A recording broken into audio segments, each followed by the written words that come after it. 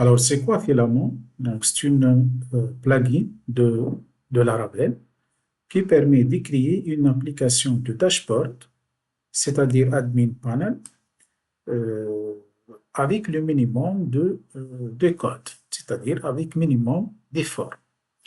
Alors, lorsque je vais cliquer sur documentation, ensuite get started, voilà, c'est la version, vous voyez ici, voilà, c'est la version 4.x. Donc, c'est la dernière version. Alors, comment installer cette framework? Aller sur Installation et on va voir et on va voir les prérequis nécessaires. Donc, on a besoin du minimum de PHP 8.2, Laravel minimum 11 et Tailwind CSS version 4. Alors, pour cela, je vais créer un dossier sur le bureau My App. Voilà. Ensuite, je vais entrer dans ce dossier et lancer la commande cmd, c'est la commande d'invite de commande. Premièrement, on a besoin de Laravel. Alors, pour cela, lancez cette commande composer create project Laravel dans le dossier courant. Point. Vous voyez ici, on travaille avec la version 12 de Laravel. Voilà, Laravel est bien installé avec même l'installation ou bien l'exécution des migrations. Alors, je peux lancer notre éditeur de code, Visual Studio Code, dans le dossier de notre application. Et voilà les fichiers, tous les fichiers de notre application.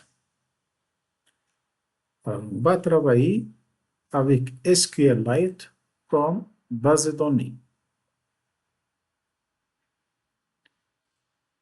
Deuxième étape, on va installer Filament. Maintenant, on va installer Filament. Alors, comment installer Filament? On va lancer cette commande.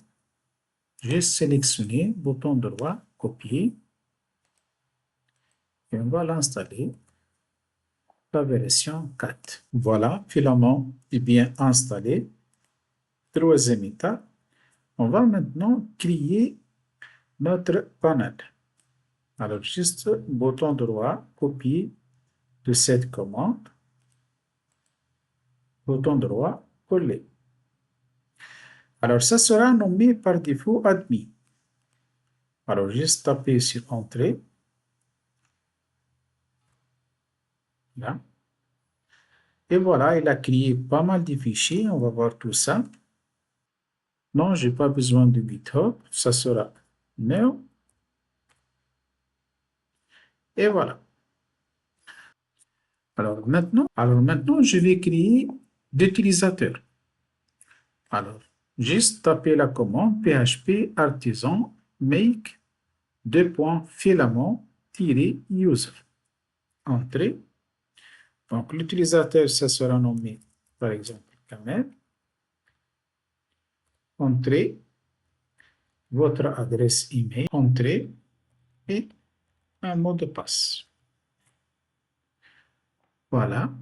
Maintenant, je peux accéder à cette adresse pour accéder à notre dashboard. Avant tout ça, il faut lancer le serveur de développement. Alors, ça sera PHP artisan serve, tout simplement serve. Je vais accéder à cette URL. Ça, c'est la page d'accueil de Laravel. Et pour accéder à dashboard, juste ajouter /admin. Ici, je vais taper mon adresse email. Ici, ça sera le mot de passe. OK, remember me. Sign in. Et voilà notre dashboard.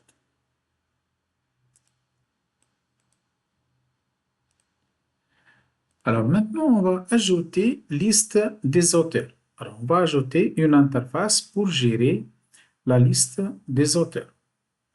Alors, pour cela, donc on va garder cette fenêtre pour l'exécution du serveur. Je vais lancer un autre invite de commande. Alors, ça sera PHP Artisan Make, modèle, auteur, avec les fichiers d'immigration nécessaires. Voilà, un fichier de migration a été créé. Allez dans les dossiers Database, ensuite Migration. Et voilà le fichier de migration. Alors, pour l'instant, l'utilisateur possède l'identifiant, un nom et les deux champs Created at et Updated at. Donc, soyez le plus simple possible. Alors maintenant, on va lancer la migration pour créer la table auteur. Ça sera PHP Artisan. Voilà, notre migration a été créée. Maintenant, on va ajouter toutes les interfaces d'écroute pour notre entité auteur. C'est-à-dire, on va ajouter les interfaces pour lister les auteurs, pour créer de nouveaux auteurs, pour modifier, pour supprimer toutes les opérations possibles. Et ça sera très simple. Pour cela, ça sera PHP Artisan make filament ressources et le nom de l'entité auteur. Alors, entrée. Le nom du modèle, ça sera le même nom auteur, juste entrée. Est-ce qu'on va créer une page read-only pour les auteurs? Non. Est-ce qu'elle va générer les formulaires à partir de notre base de données auteurs? Et voilà, notre CRUD a été bien créé. Alors, juste, je vais actualiser la page. Et voilà, un nouveau bouton apparaître ici pour gérer les auteurs. Alors, juste cliquer sur Authors. Voilà, on va ajouter un auteur. Alors, ça sera, par exemple, create and create other. Cette erreur est très classique puisqu'on a oublié d'ajouter dans les modèles une instruction nécessaire pour que permet d'ajouter des données de façon massive. Allez dans notre modèle, ici, modèle, auteur, on va ajouter une autre lignée ici, c'est Protected File Name. J'actualise la page. On va vérifier est-ce que l'auteur a été ajouté ou non. Non.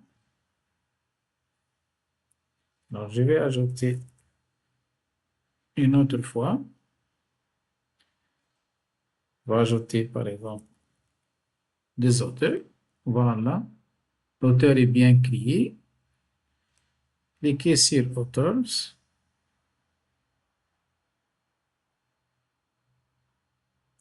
Voilà, les deux auteurs sont bien ajoutés. Je peux modifier, juste cliquer sur Edit. Par exemple, je vais ajouter un ici. Très bien, je peux supprimer un auteur. Vous voyez ici, avec petit message de confirmation, Delete. Et voilà, c'est la fin de cette vidéo.